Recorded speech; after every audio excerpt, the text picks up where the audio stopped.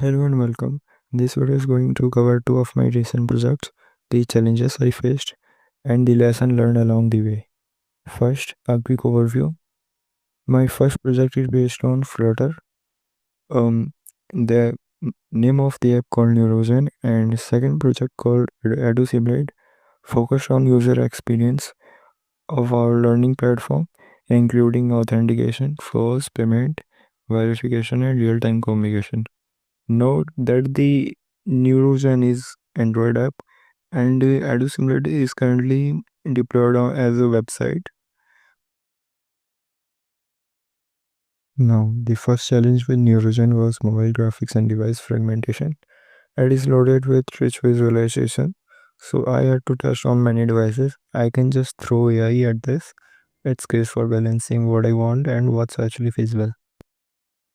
Another major challenge was deciding which parts to build natively in Flutter versus keeping in the web stack. I can still see both approaches in the code base. Now what I learned is Flutter worked well as the Android packaging layer, but the architectural boundaries needed to be chosen deliberately.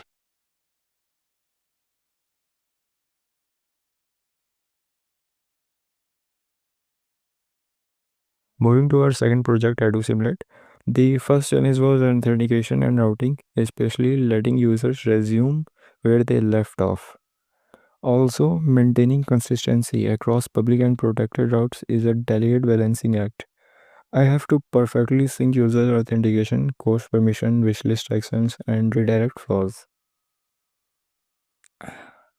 The inherent risk here is that a newer developer might try to simplify the routing logic, which lead to critical bugs like trapping users in redirect loop, losing their data, or unintentionally exposing paint content.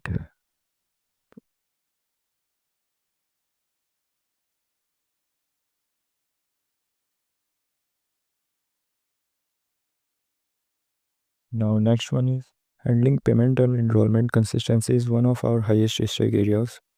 The core logic here you can see it's a delicate process because pricing, scoping, checkout, and verification all have to perfectly align before we grant courses access.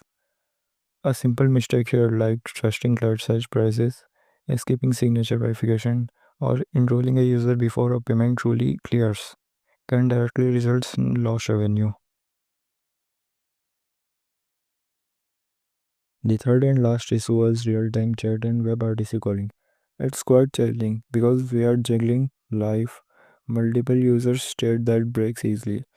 Things server signaling, media permissions, and cleanup all interacting at once.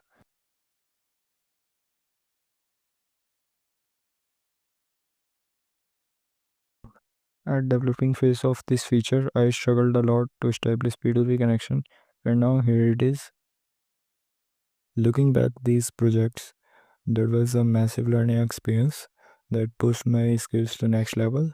I've taken a lot away from this, and I'm still learning by diving into new challenges and builds.